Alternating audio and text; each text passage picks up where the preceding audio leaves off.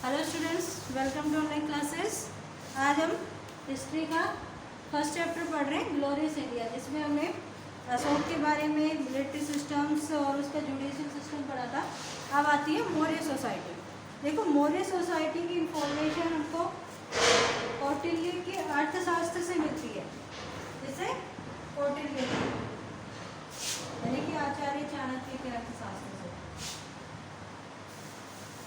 और कुछ मैगस्थनीज और indica from Ashok rocks addicts के द्वारा इसकी इंफॉर्मेशन मिलती है। टोटली रिगार्डिंग था, जिसने वर्ष वर्मन सिस्टम लागू किया था, जो बेसिकली सोशल ऑर्गेनाइजेशन के थ्रू चलता था। कौटिल्य के बारे में जो मेंशन किया गया था, जो ऑक्यूपाई किया गया था, जितना भी राष्ट्र था, कास्ट सिस्टम था, उसने जो धम्म यात्रा की थी, ये सब चीज़ें हमें किससे मिली? अर्थशास्त्र से पता लगी। और उसे बनाया किसने? कौटिल्य ने, जिसमें निषाद, पार्श्व, रक्षक, क्षेत्र, सूत और चंदेल सभी शासकों के बारे में पता लगा। मैगस्थनीज ने इस इंडियन सोसाइटी को दो भागों में डिवाइड किया, जिसे और 7 कास्टों में, यानी कि 7 कास्ट में डिवाइडेशन हुआ मैगस्थनीज के द्वारा। जिसमें से बुक्स है उसकी इंडिका, उस बुक्स में इसके बारे में बताया जाता है। दिस इंक्लूड ऑफ द दक्षिण, यानी कि फिलोसफर्स हुए थे कुछ दर्शन शास्त्री, जिनके द्वारा फार्मर्स, क्राफ्टमैन, स्कल्पचर्स और सोल्जर्स और इंस्ट्रक्टर्स के बारे में पता लगता है। यानी कि जो 4 भाग थे वो यही थे, philosophers and farmer, craftsman, soldiers और इंस्पेक्टर्स और मिनिस्टर्स। इन 7 भागों में से डिवाइड किया गया। जो क्लासिफिकेशन है वो डिफरेंट कास्ट, कलर और ऑक्यूपेशन के हिसाब से किया गया था। जो मौर्य पीरियड है उसकी कंडीशन वुमेंस की सेटिस्फैक्ट्री थी, यानी कि वुमेंस कंडीशन अच्छी थी, and they were are better position compare to other जितने भी पीरियड्स, यानी मेडिवल पीरियड था, एशियंट पीरियड से, उसकी तुलना में बात करें तो वुमेंस कंडीशन सबसे अच्छी थी। और बहुत सारे रिमेरी वगैरह के फंक्शंस वगैरह रिफॉर्म किए जाते थे। यहीं पे हमारा ये अशोक के बारे में और मौर्य डायनेसिटी खत्म होती है। उसके बाद आती है हमारी Shunga dynasty. Shunga dynasty 185 BC में, यानी कि 184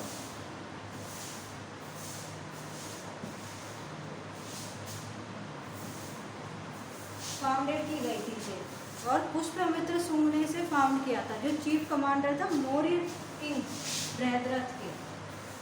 1885 BC में इसे फाउंड किया गया। और जो मौर्य शासन था ना, उसी का मंत्री थे, यानी कि चीफ कमांडर, उन्हीं के द्वारा इसकी नींव रखी गई थी, पुष्यमित्र के द्वारा,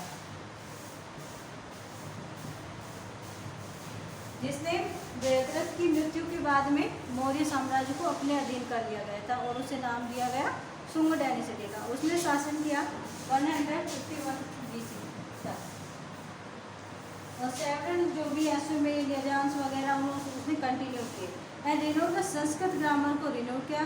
पतंजलि और पृष्ठ, अश्वमेध, यजांश को, यज्ञों को करना उन्होंने शुरू किया।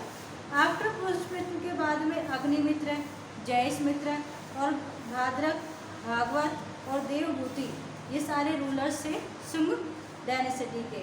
देवभूति के बाद में इसने, देखो, पुष्यमित्र के बाद में अग्निमित्र आया, फिर उसके बाद में जयेश, फिर भादार या भद्राक, फिर आया भागवत और फिर आया देवभूति। ये मेजर शासक थे। उन्होंने डिसऑन हुआ अमात्य वासुदेव के अराउंड, यानी 73 BC में इन्हें लास्ट में देवभूति को डिसऑन कर दिया गया, यानी कि राजगद्दी से हटा दिया गया, और यहीं पे इस साम्राज्य का अंत हो जाता है। फिर उसके बाद में शुंग एम्पायर के बाद में आया सातवाहन डायनेसिटी। ये पर्सन था शिमुका, उसने इसे फाउंडेड किया था, जो 16 BC के बाद में, यानी कि 73 तक तो कौन था? शुंग डायनेसिटी का साम्राज्य था।